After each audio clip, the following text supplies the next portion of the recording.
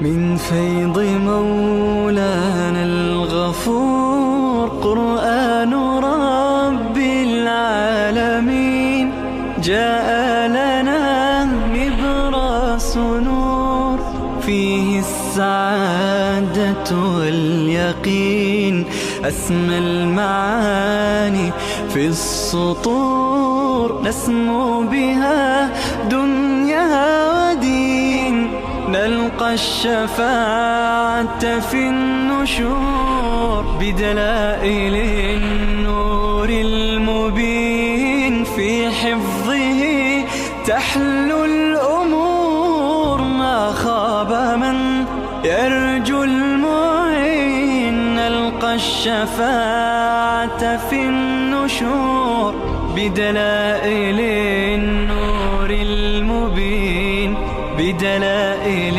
النور المبين.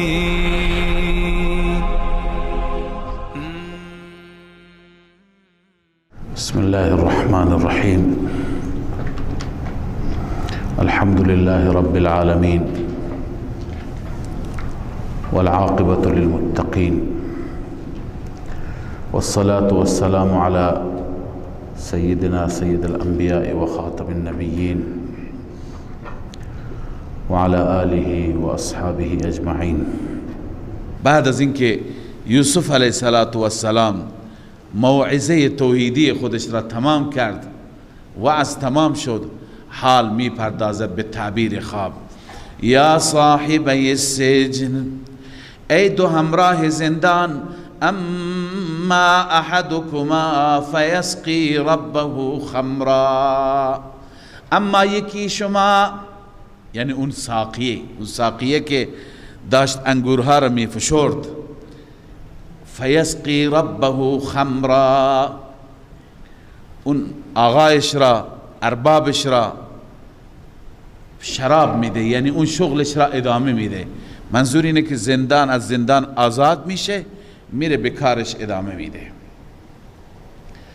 خدمت شما عرض کردم در بعضی روایت های تفسیری نوشته بود که اون کسی که انگور را در خواب دیده بود 3 خوشه را در خواب دیده بود. اون 3 خوشه اگر خواب درست باشه، در تفسیرها نوشتن این تعبیر را کرده یوسف علیه السلام که بعد از 3 روز به کاخ بر میگرده، به قصر بر میگرده و به کارش ادامه میده. و اونی که 3 تا جانانی دیده که توش نانها هستن بعد از 3 روز اعدام میشه.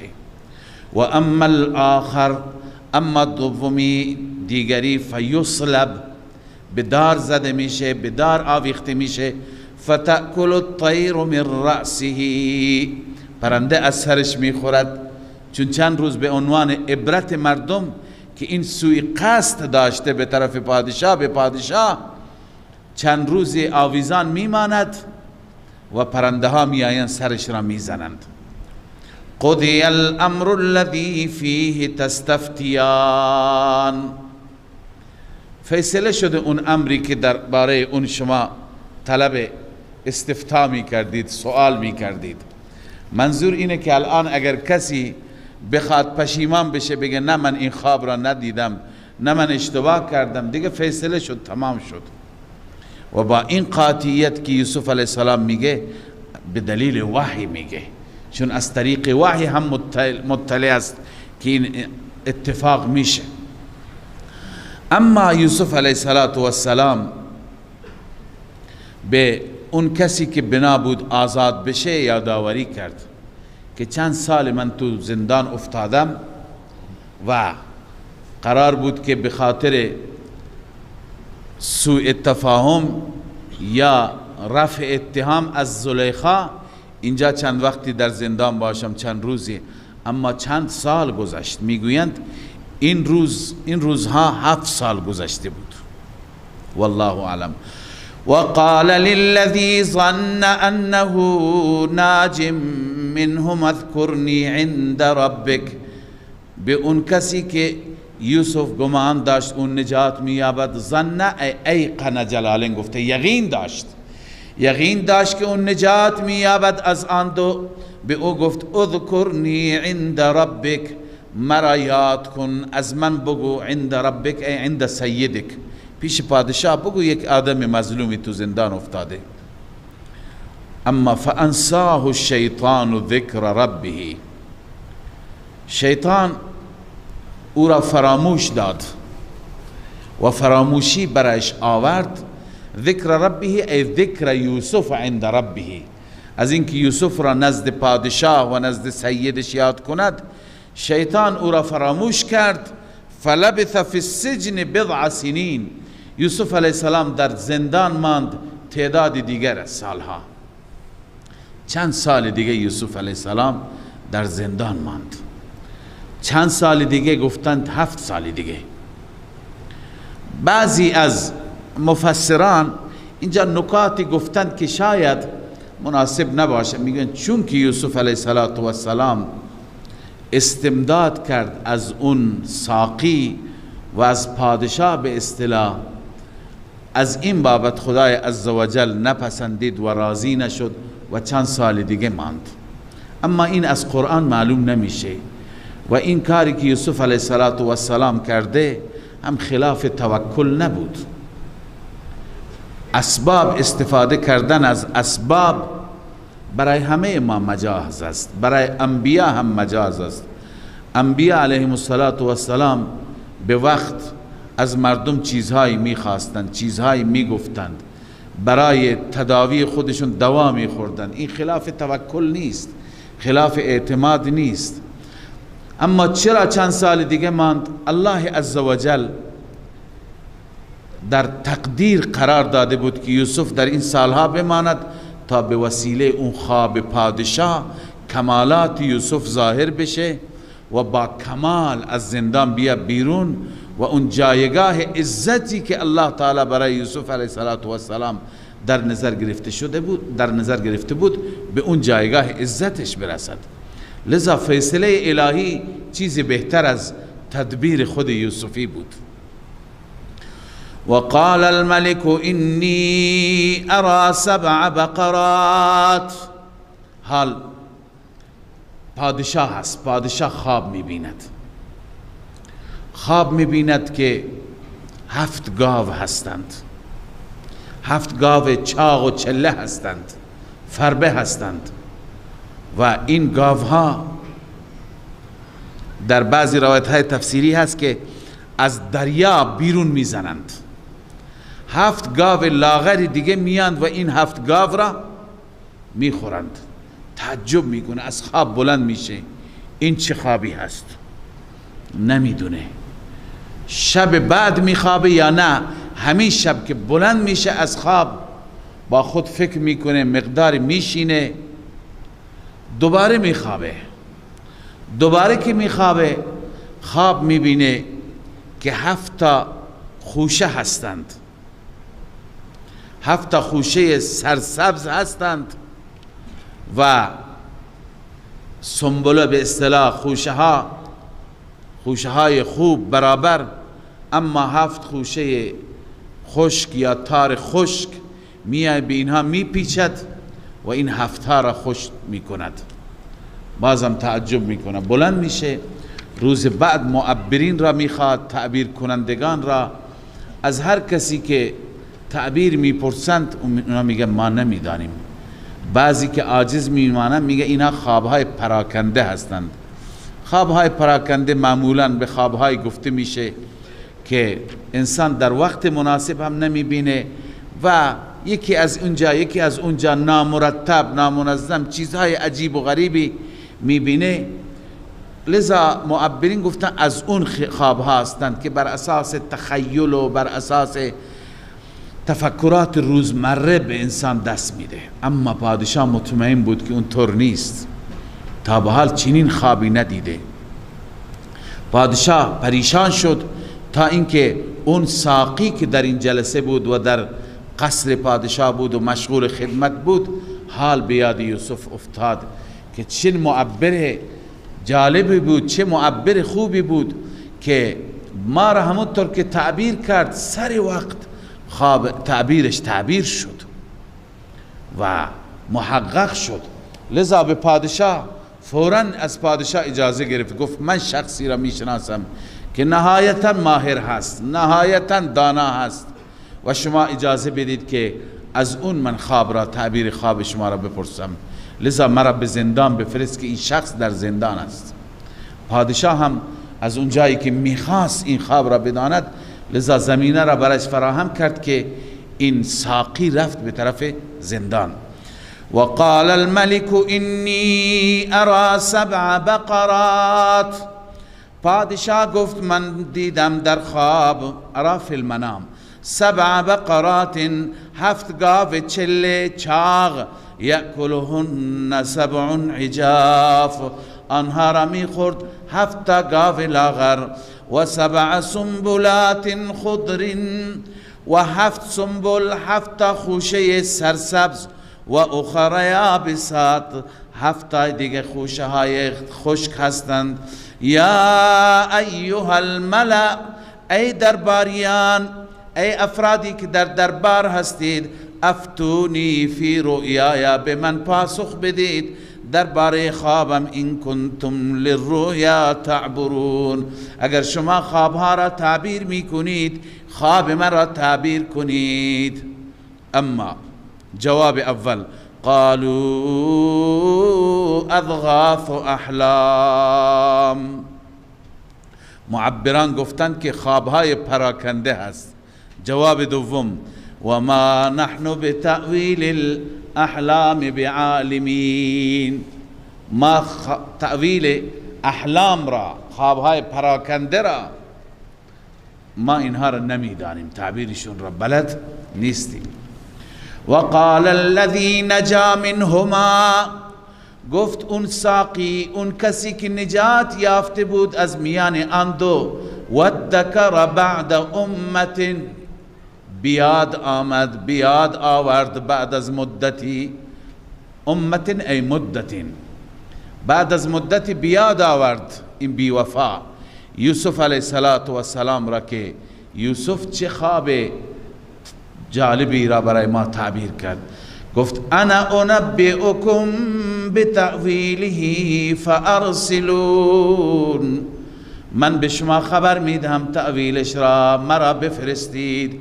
مطمئن بود، چون اون کمالاتی که در یوسف دیده بود، اون محاسن و زیبایی هایی که در یوسف و اون علم و فراستی که در یوسف دیده بود. سبحان الله، انبیاء را وقتی که الله به صورت کامل بسازد چگونه کامل میسازد، از هر جهت، از نظر ظاهر، باطن، اخلاق، زیبایی، فراست، علم. لذا شیفتش بود. یوسف ایها الصدیق، این تمهید است، مقدمه هست. ای یوسف، ای صدیق، ای کسی که حرفات راست، افتنا فی 7 بقرات، به ما جواب بده، به ما پاسخ بده درباره 7 گاوی که سمان چاق هستند، یأکلهن 7 عجاف، آنان را میخورد 7 گاو لاغر، و 7 سنبلات، 7 خوشه خضر هستند سرسبزند، و اخر یابسات، و 7 دیگه خشک هستند. تعبیر این خواب را بگو که تمام من برم به پیش پادشاه. لعلی ارجع الی الناس، شاید من برگردم به سوی مردم، لعلهم یعلمون، شاید آنها فضل تو را بدانند، چه انسان فاضلی هستی، چه انسان با کمالی هستی، از تعبیر اونها تشخیص بدند.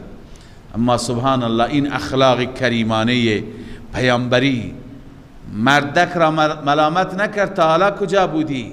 چند سال سفارشت کردم، چرا دیگه خبری ازت نشد؟ نه، اخلاق پیامبری این را می طلبد که این مسائل را، بزرگان این مسائل را به خود نمیارند، توجه نمی کنند، و همچنین درنگ و تأمل نمی کنند. نه من خودم باید پیش پادشاه بیام. نه، این یک انسان متین، یک انسانی که واقعا وقار دارد، سیرتش اینه که اینجا قرآن به تصویر کشیده. بلا فاصله تعبیر را میگه. قال تزرعون 7 سنین دأبا. این بیان تعبیر یوسفی با تدبیر یوسفی، هم تعبیرش را میگه هم راه حل بهشون نشان میده، راهکار نشان میده. قال تزرعون 7 سنین دأبا. شما کشت میکنید، کشاورزی میکنید 7 سال. دأبا یعنی بر اساس عادت، همیشه هر سالها کشاورزی بوده، اینم بر اساس همون عادت هر سال، احوال هر سال شما کشاورزی میکنید. اما فما حصدتم فذروه فی سنبله. عرض کردم هم تعبیر هم تدبیره. این در خواب نبود، این تدبیر خود یوسفی هست و شاید از طریق وحی است که هرچی شما درو کردید بذارید تو خوشه. عرض کنم که گندم ها را از خوشه جدا نکنید که خراب میشند، تو خوشه بذارید. فالا قلیلا مما تأکلون، مگر اندکی که مصرف میکنید میخورید، اونها را به خرمنکوبی ببرید و گندم را جدا کنید از خوشه، اما بقیه را همونطور با خوشه بگذارید، انبار کنید. ثم یأتی من بعد ذلك 7 شداد. این معجزه یوسفی هم هست و تعبیر خواب است. سپس می آید بعد از آن 7 سال سخت، 7 سال قحط. یأکلن ما قدمتم لهن. می خورد آنچه که شما تقدیم کردید برای آنان، یعنی اون سالهای بعد این سالهای قبل را می خورند. هر چی که اینجا شما انبار کردید در اون سالها می خورید. الا قلیلا مما تحسنون، مگر اندکی که شما اونها را محکم نگه می دارید، کمی اضافه می ماند، بقیه همه مصرف میشه، می خورید. ثم یأتی من بعد ذلك عام فی. بعد از این سالی می آید که فیه یغاث الناس، در اون سال مردم به صورت فراوان باران داده می شوند. و فیه یعصرون، و از بس که میوه و انگور زیاد هست به صورت فراوان انگورها را می فشارند. انگور وقتی که اضافه باشد نبیذ درست می کنند، شراب درست می کنند. لذا خرما هم هکذا، وقتی که خرما اضافه باشد شیره و نبیذ و اینها درست می کنند. لذا از بس که زیاد هست شما شراب درست می کنید و نبیذ درست می کنید. و ببینید این بخش در خواب نبود، یعنی فقط در خواب 7 گاو چاق و لاغر بودن یا 7 خوشه بودن.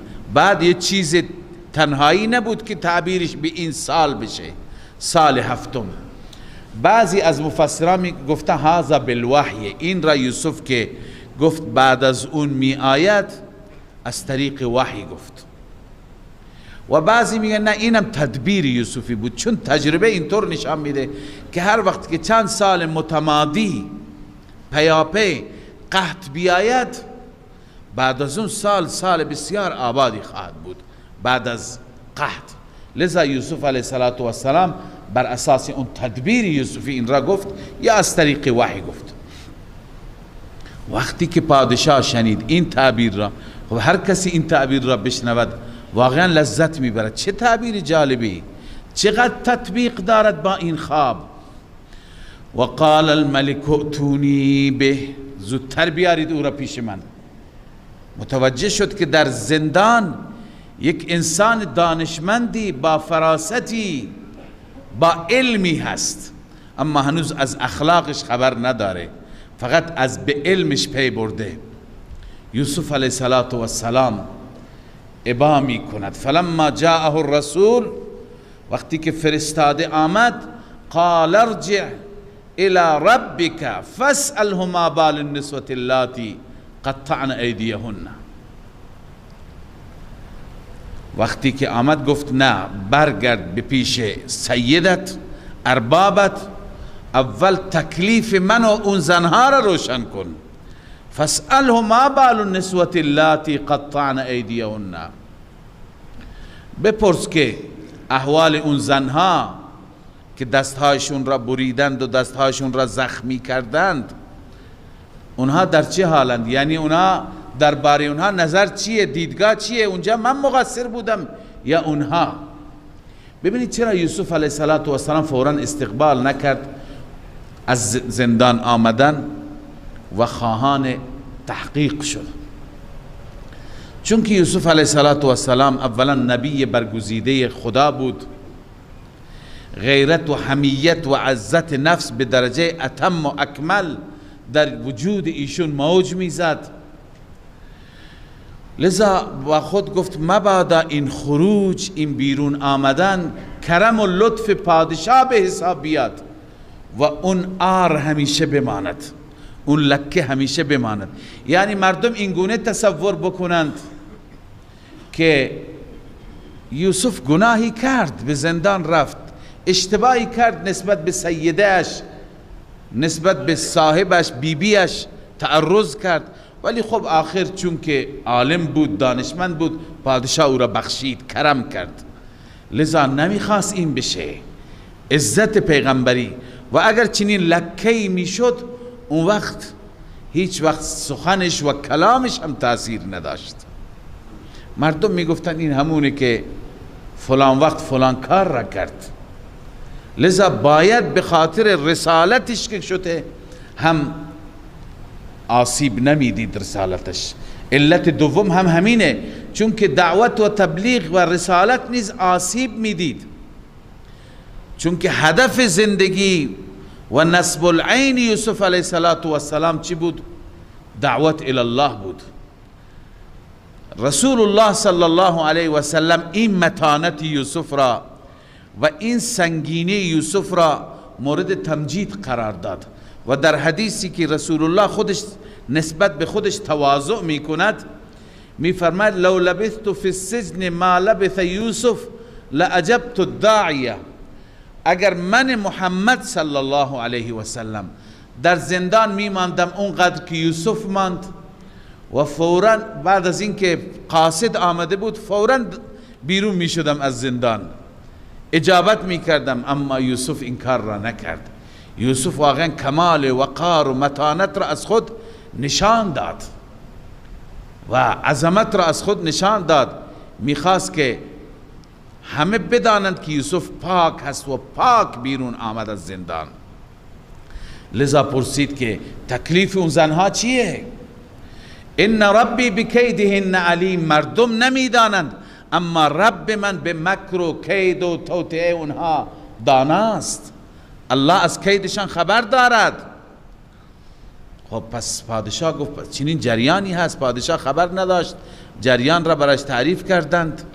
پادشاه اون زنها را احضار کرد، زلیخا هم احضار شد. اما ببینید وفا را، سبحان الله، یوسف علیه السلام نامی از زلیخا نمی برد، عامل اصلی زلیخا است، علت اصلی زلیخا است، اما چون که نمک پرورده زلیخا است، در خانه زلیخا به هر حال بزرگ شده، در خانه زلیخا بوده، احسان عزیز مصر و زلیخا بر او بوده، اخلاق کریمانه می طلبد. از یک طرف باید از خود این لکه را و این ننگ را دور بکند، از یک طرف اونهایی که بهش احسان کردن اونها آسیبی نبینند.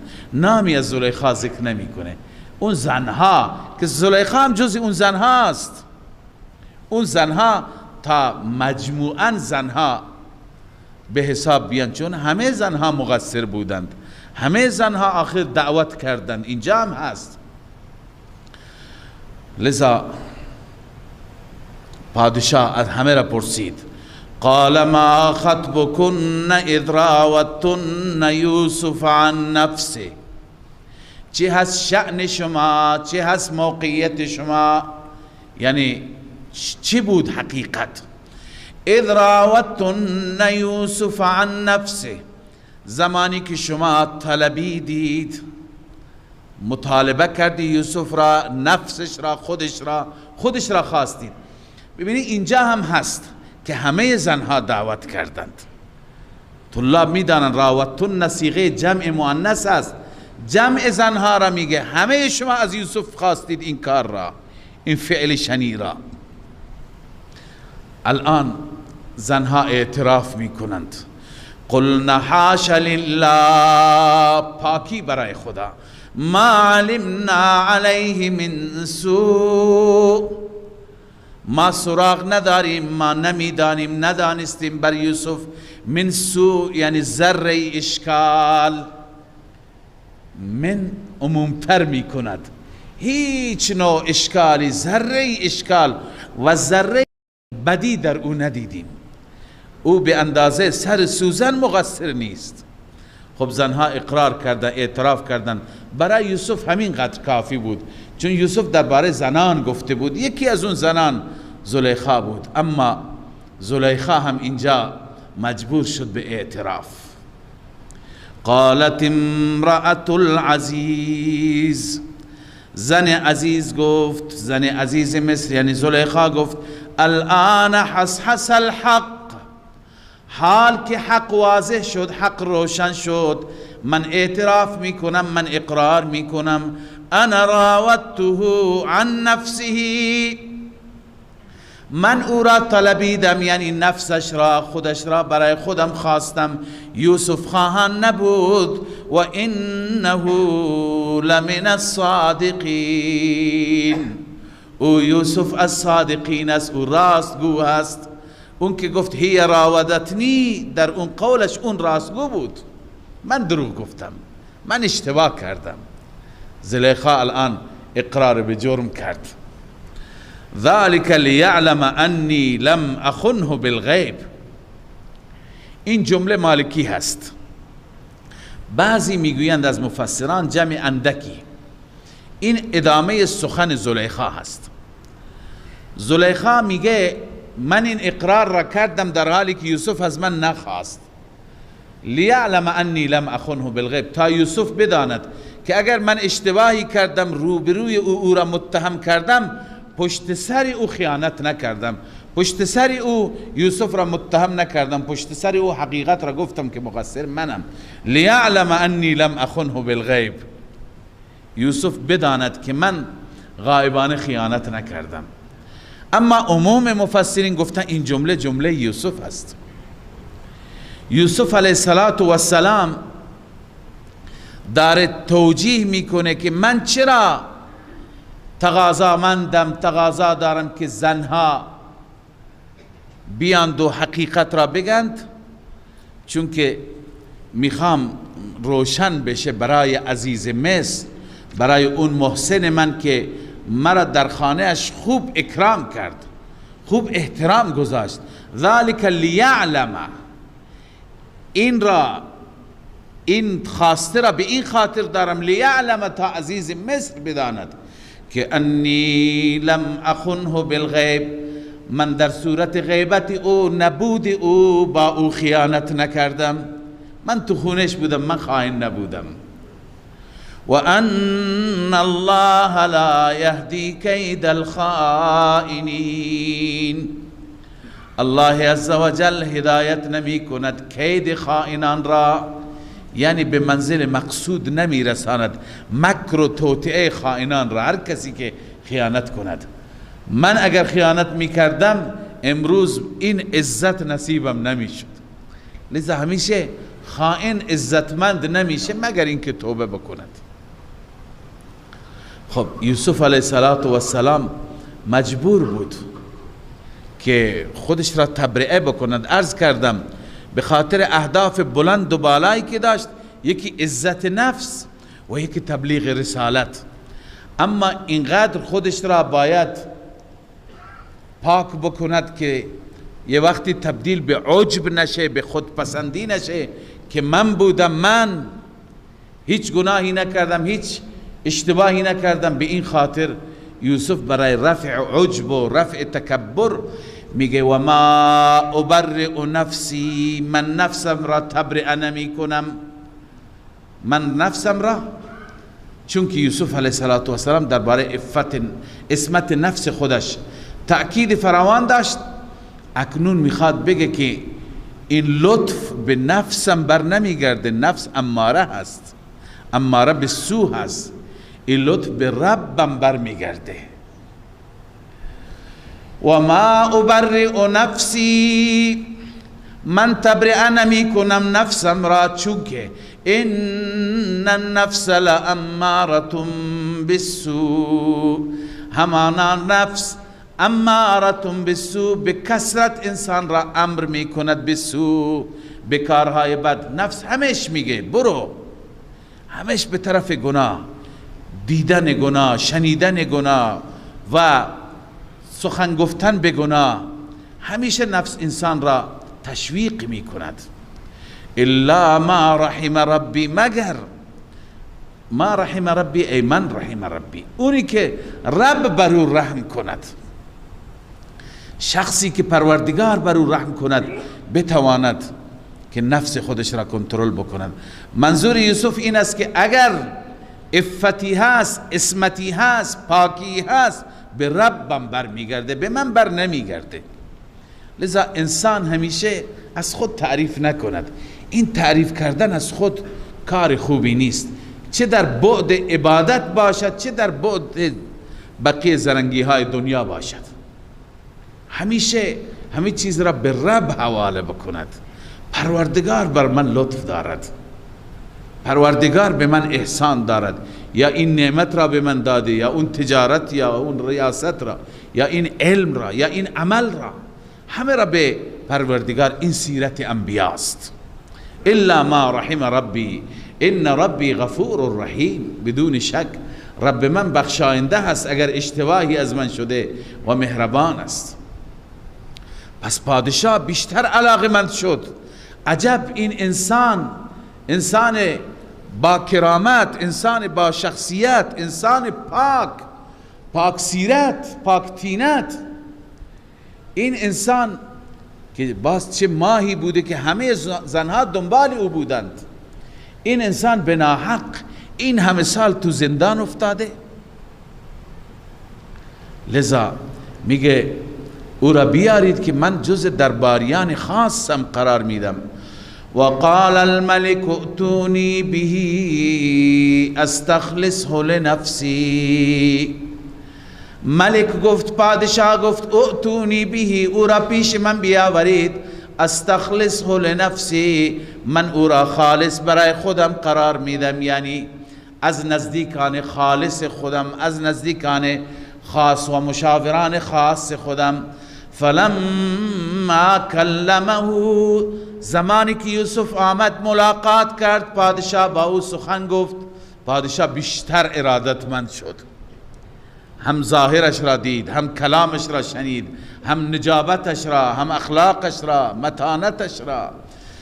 فلما کلمه، زمانی که با او کلام کرد، با او سخن گفت، قال انك اليوم لدينا مكين امین، ای یوسف امروز تو نزد ما مکین هستی، معزز هستی و امینی، معتبری، امینی، ما به تو اعتماد میکنیم، لذا پیش ما بمان.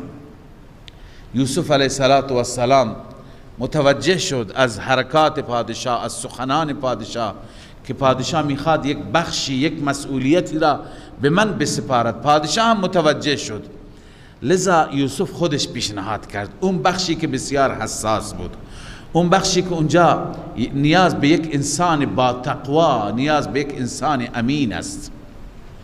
انسان خودش برای خودش چیزی نخواهد، برای خودش مسئولیتی نخواهد، مگر وقتی که تشخیص میده که این کار را بغیر از من کسی نمیتونه انجام بده.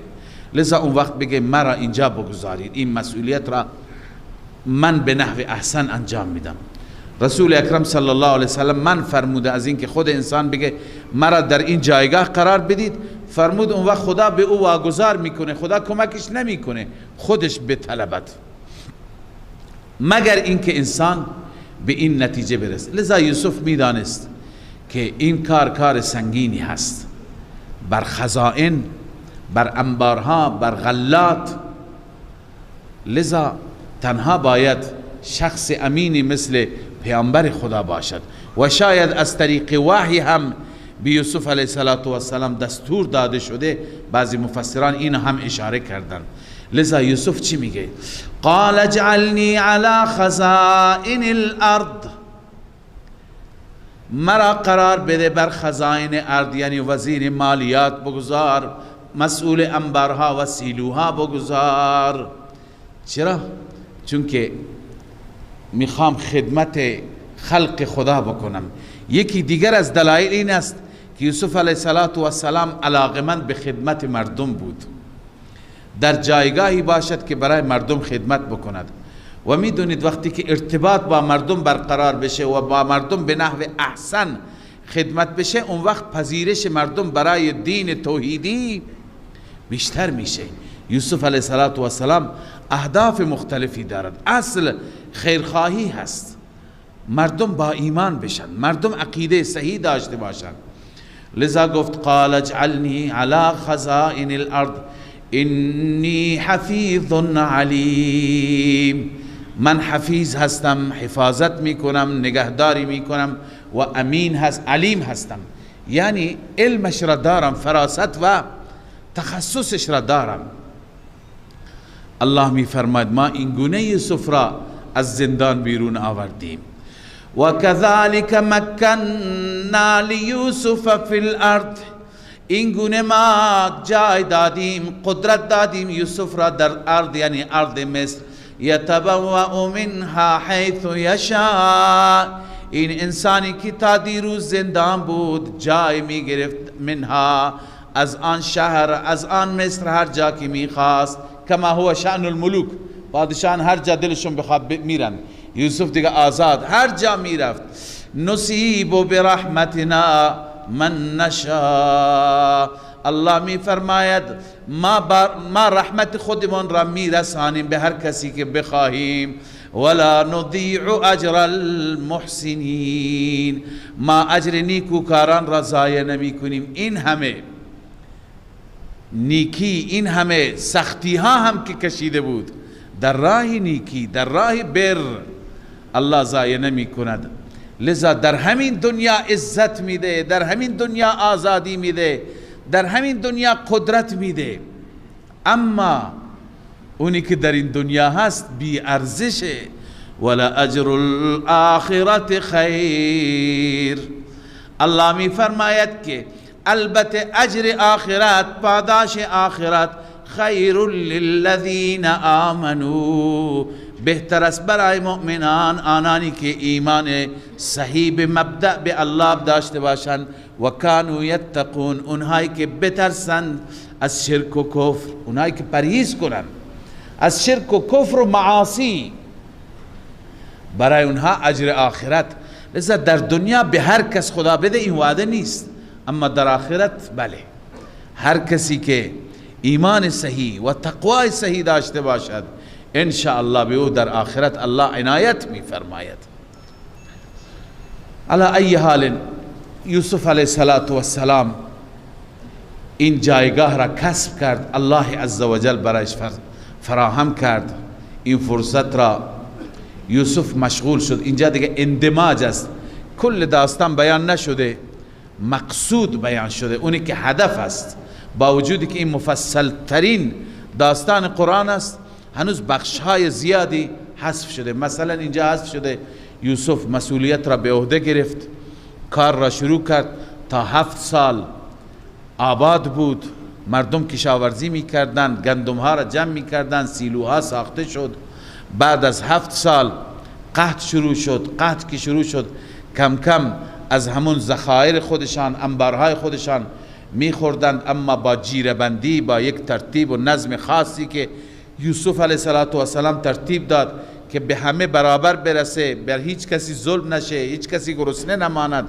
و نه اینکه اهل مصر بلکه همسایه های مصر و بلاد اطراف مثل بلاد شام و یمن هم آمدند و از اینجا برای خودشون گندم بردند. و تا اینکه مردم می آمدند تا برادران یوسف آمد. این همه داستان، این بخش داستان اینجا مذکور نیست در قرآن. دیگه ما از سیاق میفهمیم یعنی چی، از ما قبل و ما بعد میفهمیم. این را میگیم اندماج. و جاء اخوة یوسف،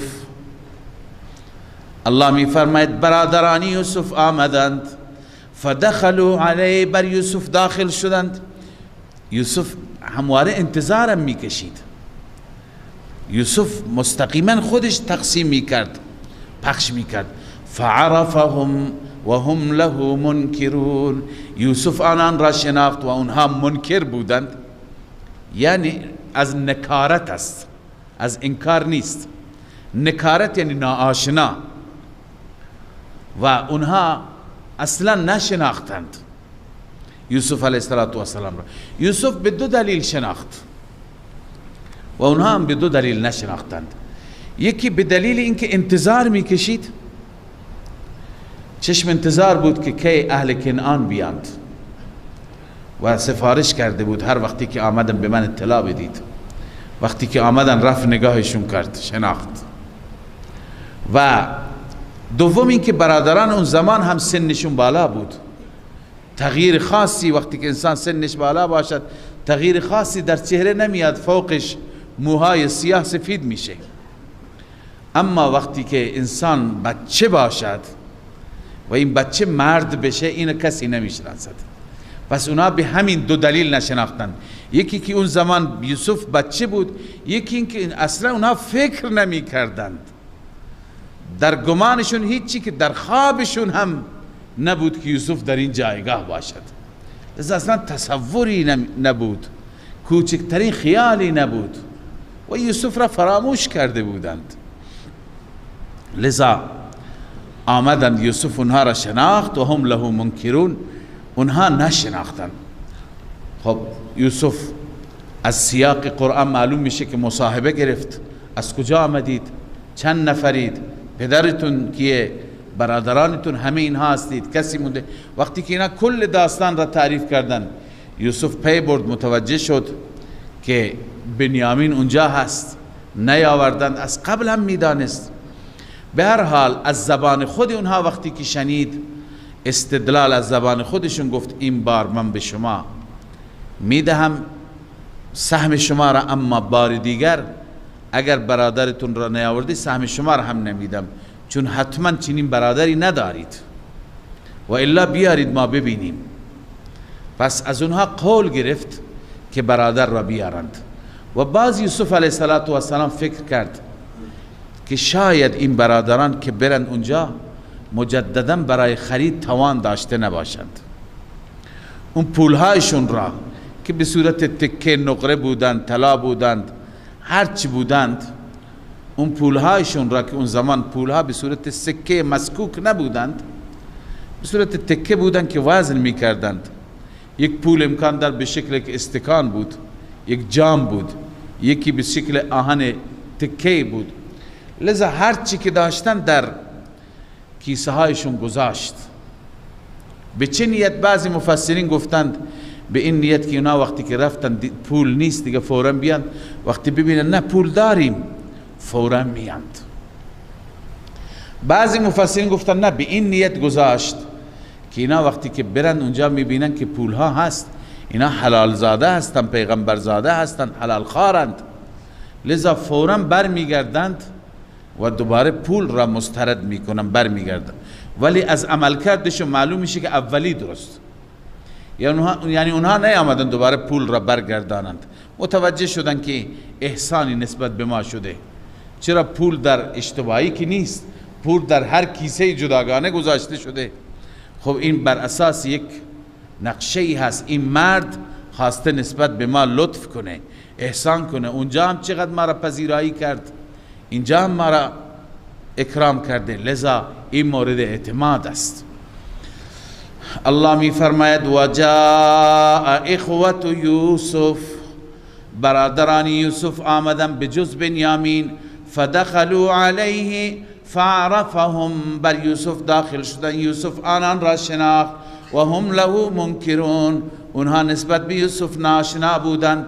ولما جهزهم بجهازهم، وقتی که مجهز کرد وسایلشان را، یعنی آماده کرد وسایلشان را، گندم هاشان را، قال ائتونی باخ لکم من ابیکم، مطالبه یوسفی، بیاورید پیش من برادرتان را که من ابیکم از پدرتان هست. برادرتان که میگه از مادر من نیست. الا ترون انی اوفی الکیل، از اینجا معلوم میشه که یوسف داره اعتماد اونها را جلب میکنه. آیا میبینید نمیبینید که من کامل به شما دادم کیل، حتی سهم او را هم دادم، و انا خیر المنزلین، من بهترین پذیرایی کننده هستم، مهمان نوازم، لذا اونم بیارید مهمان نوازیتون میکنم. اما ترهیب است، فإن لم تأتونی به، اگر او را نیاوردید، فلا کیل لکم عندی، هیچ کیلی نزد من ندارید، ولا تقربون، نزدیک نیایید دیگه، کش معلوم میشه شما دروغ گفتید، خلاف گفتید. وعده برادران، قالوا سنراود عنه اباه، ما طلب میکنیم، ان قریب طلب میکنیم او را از پدر، و انا لفاعلون، ما حتما این کار را میکنیم. ای ما امرتنا به مهما امکن منا، چیزی که شما دستور دادی حتما این کار را میکنیم تا جایی که برای ما ممکن باشد. یوسف، تدبیر دیگری یوسف. وقال لفتیانه اجعلوا بضاعتهم، به جوانانش گفت، یعنی به خادمان گفت یوسف، اجعلوا بضاعتهم، قرار بدید بگذارید پولشان را، بضاعه ثمن، پولی که آنها پرداخت کردن، فی رحالهم، در همون رحال خودشان، یعنی در کیسه ها و در گونی های خودشان، لعلهم یعرفونها اذا انقلبوا الى اهلهم، شاید آنها بشناسند آن بضاعت را وقتی که برگشتن به اهلشان. چرا غرض جعل؟ چرا بگذارید؟ لعلهم یرجعون، شاید برگردند. یوسف علیه السلام تمنای بازگشت دارد.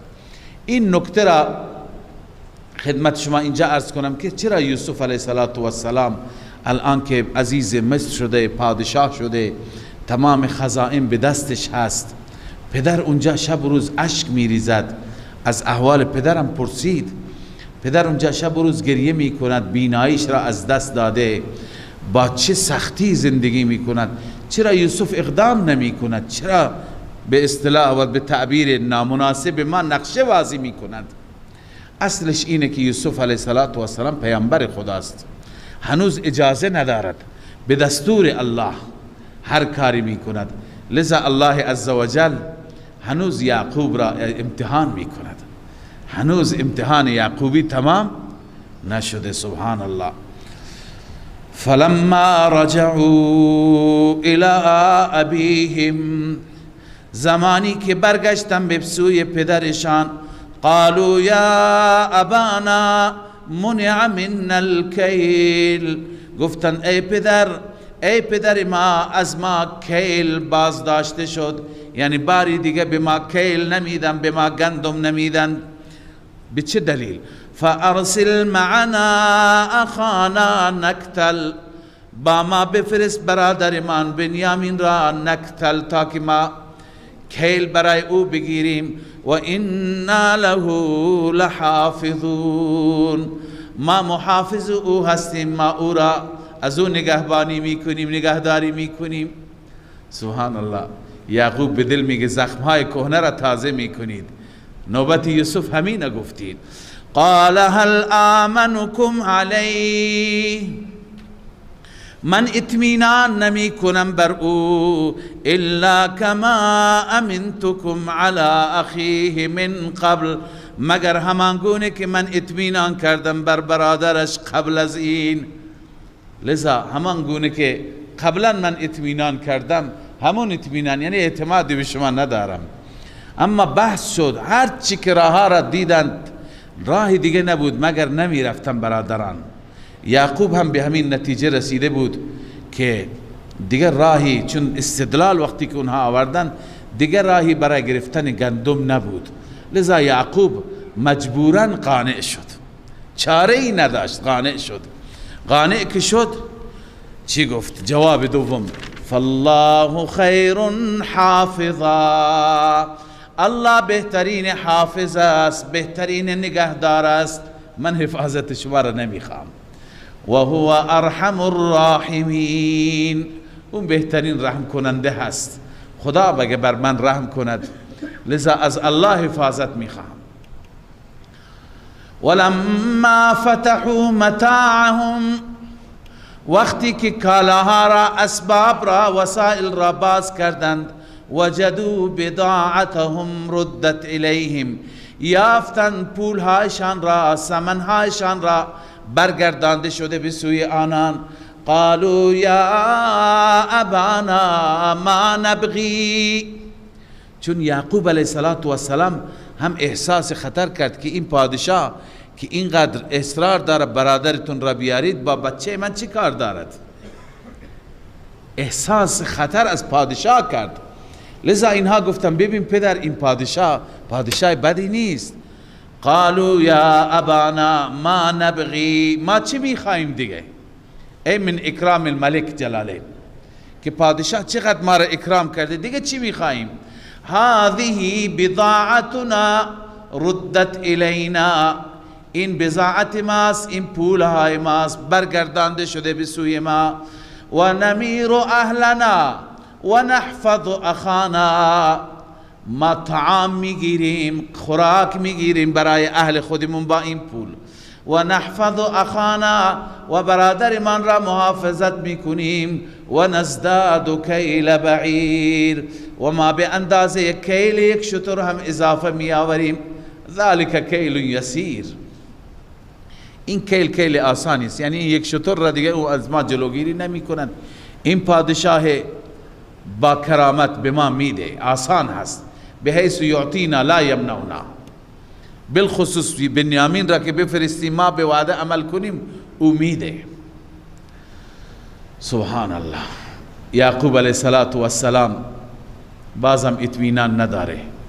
ان المؤمن لا یلدغ من جهر واحد مرتين، رسول الله فرمود مؤمن از یک سوراخ دو بار نیش نمیخورد. یک بار که دست به سوراخ ببره کشدم نیشش زد، دوباره دیگه مؤمن نمیبره، دوباره که ببره این گناه است دیگه، خودش را به هلاکت انداختن است. لذا یعقوب علیه السلام بدون موثق، بدون تعهد، بدون سوگند که خیانت نکنید، بدون اون میگه من نمیگذارم، باید با من پیمان ببندید، اینجا عهد کنید و سوگند بخورید که خیانت نکنید. قال لن ارسله معكم، هرگز با شما نمی فرستم، حتی تؤتون موثقا من الله، حتی که به من پیمان بدید، تعهد بدید که اون از جانب الله هم باشه، یعنی به نام خدا باشه. لتأتوننی به، این بیان عهد است. چه عهدی؟ حتما او را بیارید، نگذارید اونجا، مثل دفعه قبل نکنید. الا ان یحاط بکم، مگر مورد احاطه قرار بگیرید، مورد محاصره. یعنی چه؟ یعنی حادثه اتفاقی برای شما پیش بیاد، حادثه به در، اتفاق به دور، اما قول بده که حتما بیارید. فلما آتوه موثقهم، زمانی که به یعقوب دادند موثق را، پیمان را، یعنی سوگند یاد کردند همه برادران. قال الله على ما نقول وکیل، گفت الله بر آن چیزی که ما میگوییم وکیل، ضامن است. یعنی الله خودش مگر حفاظت بکند. این جامعیت یعقوب را نشان میده که هم تعهد از پسران میگیره و به اون تعهد اعتماد نمیکنه، بعد از اون توکل به الله میکنه. الله علی ما نقول وکیل، اصل این پیمان شما نیست، الله ضامن است، ضامن حفاظت است، ضامن نگهداری است. الله خودش حفاظت میکنه. لذا تدبیر یعقوبی را ببین، تدبیر میکند ای پسران من شما که رفتید چطور برید. وقال یا بنی لا تدخلوا من باب واحد، ای فرزندان من، ای اولاد من، شما داخل نشید از یک باب، از یک در. ودخلوا من ابواب متفرقه، شما داخل بشید از ابواب جداگانه، از درهای مختلف که شما همه به نظر نیایید، چشمی بر شما نیفتد و بقیه تدابیر امنیتی خودتون را رعایت کنید. اگر مشکلی پیش آمد به هر حال شما جدا جدا باشید. اما این نقشه‌ای که تو داری میکشی چه اندازه مطمئنی؟ یعقوب میگه و ما اغنی عنکم من الله من شیء، من دور نمی کنم، دفع نمی کنم از شما. من الله یعنی من قضاء الله و تقدیره من شیء، قضاء الهی، تقدیر الهی، من هیچ چیزی را دفع نمی کنم، کار من نیست. من فقط بر اساس تدبیر خودم تدبیر می کنم. ان الحکم الا لله، نیست حکم مگر برای الله، یعنی فیصله با خداست، نفع و ضرر به دست الله است. هرچی الله بخاطر میشه. علیه توکلت و علیه فلیتوکل المتوکلون، فقط و فقط بر او من توکل کردم و فقط بر او باید توکل کنند متوکلان. به هر حال وقتی که بنیامین را آوردن، در روایت های تفسیری هست بنیامین را هم اذیت کردن، سر به سرش گذاشتن، مسخرهش کردن. چقدر عزیز پدری که نمیگذاره تو را برای یک روز از خانه جدا بشی. تو راه اینقدر اذیتش کردن، اینقدر سر به سرش گذاشتن که بنیامین اینجا خودش مطالبه کرد. وقتی که متوجه شد که این یوسف است برادر من، تضرع کرد که مرا نفرست با این برادران، مرا همین جا نگه دار، دنبال پدر بفرست. لذا یوسف علیه السلام بنیامین را با خود نگه داشت. ولما دخلوا من حیث امرهم ابوهم، زمانی که داخل شدند از همان طریقی که امر کرده بود پدرشان. ما کان یغنی عنهم من الله من شیء، یعقوب علیه السلام با وجودی که پیغمبر اولوالعزم الله بود، با وجودی که مقرب الله بود، اما نتوانست دور کند از قضای الله چیزی. به این معنی که یعقوب مدبر نبود، متصرف نبود، صاحب اختیار نبود، قدرتمند نبود، همه قدرت به دست الله. ما کان یغنی عنهم من الله من شیء، دفع نکرد از آنان از قضای الله هیچ چیزی را. الا حاجتا فی نفس یعقوب قضاها، مگر یک حاجتی بود، یک نیازی بود یا یک تدبیری بود در دل یعقوب که او را ادا کرد. یعنی اون تدبیر خودش را بازگو کرد، حرف به دلش نگذاشت، و الا در دست یعقوب هیچ چیزی نیست. و انه لذو علم لما علمناه، اون یعقوب صاحب علم بود، اما اون علم را از کجا آورده بود؟ لما علمناه، چون که ما به او داده بودیم. الله می فرماید علم را ما به او داده بودیم، بر اساس اون علم تدبیر و برنامه ریزی کرد. ولكن اکثر الناس لا یعلمون، اما اکثر مردم نمیدانند که الله چه میخواهد، الله چه فیصله میکند. علی ای حال وقتی که آمدم پیش یوسف علیه السلام، یوسف به اولین مرادش رسید، اینها را اکرام کرد و بعد برادر را با یک عنوانی، با یک تدبیری پیش خودش فرا خواست. اونجا برادرش را برد، اونجا برادر را به آغوش گرفت، برادر را بوسید، بویید، گفت من برادرت یوسفم. بنیامین هم تعجب کرد، در خواب هم ندیده بود، در تصورش هم نبود. فوق العاده هر دو برادر خوشحال شدند، اشک شوق ریختند. بعدا یوسف علیه السلام کل گزارش را از بنیامین گرفت، درباره پدر، درباره وضعیت خانواده. و اونجا بنیامین خواهش کرد که دیگه منو به کنعان نفرست، با این برادران مرا همراه نکن که اینها عادت و اخلاق خوبی ندارند. اما یوسف علیه السلام بهش گفت که کار داشته نباش، ما هر کاری میکنیم سکوت کن و ببین که ماموران ما چه کار میکنند. ولما دخلوا على یوسف آوا الیه اخاه، زمانی که بر یوسف داخل شدند آوا الیه اخاه، بسوی خود جای داد برادرش را برای استراحت، برای خوابگاهش را پیش خودش برد.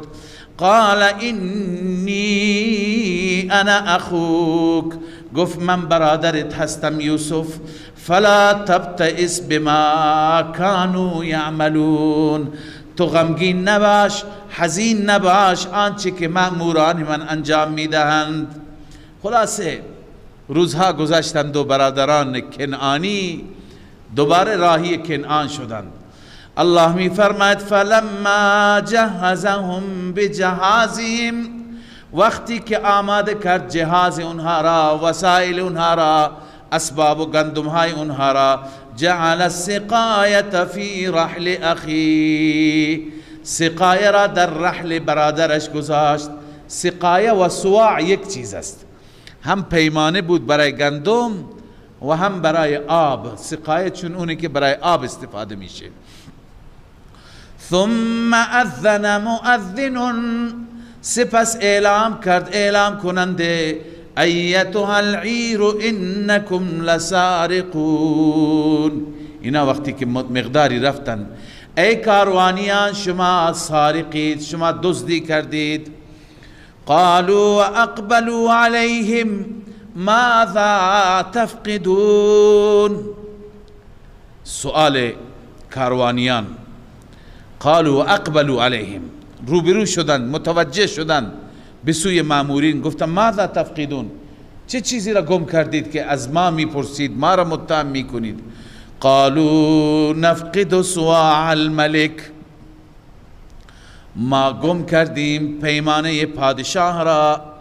ولمن جاء به حمل بعیر، هر کسی خودش بیاورد جایزه دارد. حمل بعیر، یک بار شتر، یک بار شتر بهش گندم مفت میدیم، خودتون بدید، تحویل بدید. و انا به زعیم، این اعلام کننده مؤذن اعلام کننده گفت من ضامنم، کار نداریم، یک بار شتر بهش میدیم، خودتون تحویل بدید. اما برادران چنین تصوری نداشتن. قالوا تالله لقد علمتم، سوگند به خدا شما میدانید، ما جئنا لنفسد فی الارض، ما نیامدیم که در زمین فساد کنیم. لنفسد ای لنسرق، ما نیامدیم برای دزدی. و ما كنا سارقین، ما اصلا سارق نیستیم، پیشه ما سرقت نیست. ما انبیا زاده ایم، ما از اولاد اشراف هستیم، بزرگان هستیم. این عرض کنم که برچسب به ما نمیخورد، این تهمت به ما نمیخورد. قالوا فما جزاؤه، این سؤال عمله هست. الله بعدا میخوانیم در آیه الله این گونه راهنمایی کرد یوسف را. قالوا فما جزاؤه ان کنتم کاذبین، اگر کاذب بودید بر اساس ملت خود شما، قانون خود شما و آیین خود شما، جزای دزد چیه؟ در دین یعقوب علیه السلام جزای دزد 1 سال خدمت برای صاحب مال بود.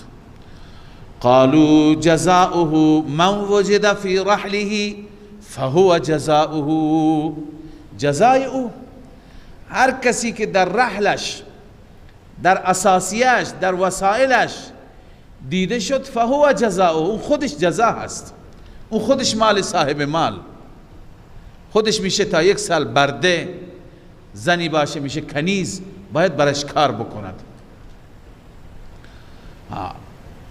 کذالک نجزی الظالمین، ما در آیین خودمان اینگونه به جزا میدیم ظالمین را، به کیفر اعمالشون میرسانیم.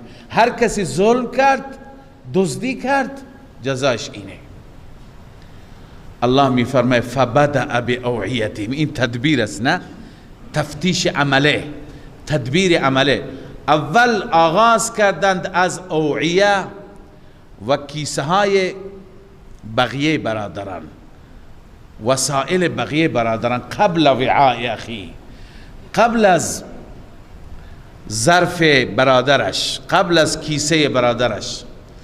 ثم استخرج، اونجا نیافتند، آخر الامر گفتن نیست، این هم نگاه کنید، اینه که نگاه کرد عجب اینجاست.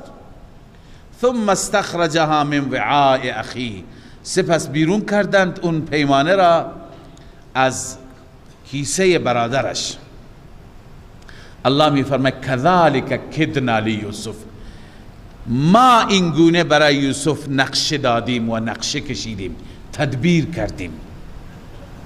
ای علمناه الاحتیال باخذ اخیه، جلالین، یعنی این حیله را ما نشان دادیم. الله می فرماید راهنمایی کردیم، یعنی منظور اینه که هرچی یوسف کرد از طریق وحی کرد.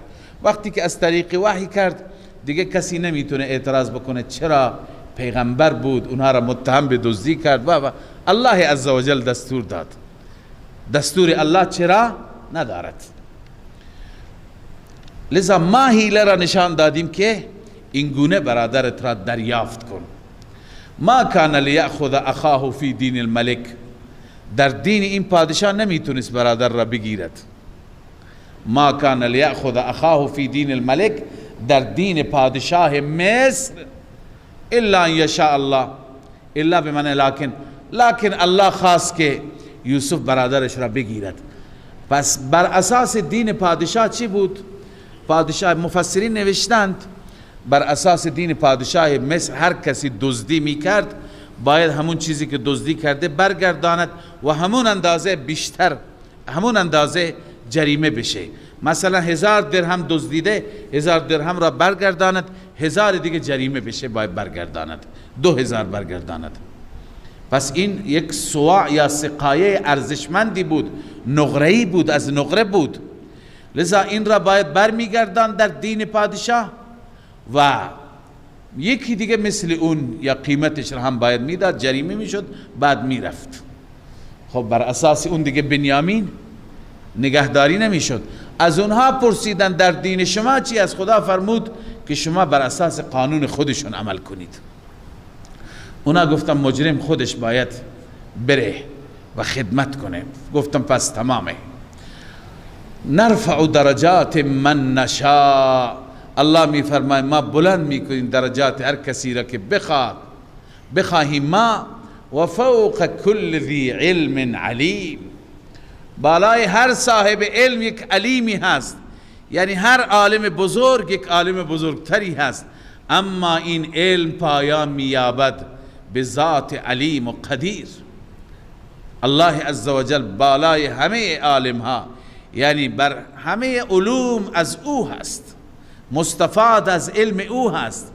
لذا الله عزوجل همه چیز را میداند و بندگان همه چیز را نمیدانند. اما وقتی که این جریان را دیدند، برادران یوسف متهم کردند این دو برادر را، خجالت کشیدند. بنیامین را وقتی که دیدند، به خاطر اینکه خودشون را پاک نشان بدن، گفتن اینایی که از این مادرند همینطور سرقت میکنند. همیشه یه برادری داشت قبلا، اونم سرقت کرد. قالوا این یسرق فقد سرق اخ له من قبل، آنان گفتند اگر این سرقت کرده، فقد سرق اخ له من قبل، همانات سرقت کرده، دزدی کرده برادرش، برادری که مالی است از قبل، اون هم دزد بود. علیاذ بالله. به یوسف گفتند. یوسف نبی همه چیز را در دل نگه داشته. فاسرها یوسف فی نفسه، یوسف مخفی نگه داشته در دلش، ولم یبدها لهم، ظاهر نکرد، اما به دل گفت قال انتم شر مکانا، شما بدترین انسان ها هستید از نظر مکان، از نظر جایگاه. بله، والله اعلم بما تصفون، الله بهتر میدانه اون چی که شما بیان میکنید. واقعا یوسف دزدی کرده که شما یوسف را هم متهم میکنید؟ اون جریان را مفسرین گفتند همه میدانستند، برادران هم میدانست که یک جریان سوری بود. عمه یوسف علیه السلام که دختر حضرت اسحاق بود، خواهر حضرت یعقوب بود، بعد از اینکه یوسف علیه السلام مادر را از دست داد، او از یوسف نگهداری میکرد. یوسف پیش او بود. اما بعد از مدتی که یوسف بزرگ شد، یوسف را یعقوب آورد. هر کاری کرد خواهر یعقوب نگذاشت و یوسف چنان دوست داشتنی بود، چنان محبوب بود که از هر کس جدا می شد برای او غمی درست می شد. لذا برای اون عمه خیلی سخت شد. اون چنین نقشه‌ای کشید، همین نقشه‌ای که یوسف برای بنیامین کشید. کمربند ارزشمندی از حضرت اسحاق علیه السلام برای او به ارث مانده بود، در خانه داشت. یک روزی اون کمربند را به کمر یوسف علیه السلام بست و یوسف بچه‌ای بود، بازی میکرد. آمد پیش یعقوب، گفت که کمربندم را بچه هایت آوردن خانه. یعقوب گفت نیست. خلاصه یوسف را که بازی میکرد آوردن، کمربند بسته، گفت اینه. بر اساس دین یعقوب باید یوسف را برای 1 سال دیگه میبرد. از این طریق تدبیری کرد و یوسف را پیش خودش برد. اون همه میدانستند که اون عمه این کار را کرد و اما برادران هم میدانستند، اما اون را تعبیر به دزدی کردن. میخواستند که بگن اینا هر دوتا که از یک مادر هستن، پیشهشون هست، ما پاکیم. یوسف در دل گفت انتم شر مکانا. قالوا یا ایها العزیز، الان تدبیر برادران.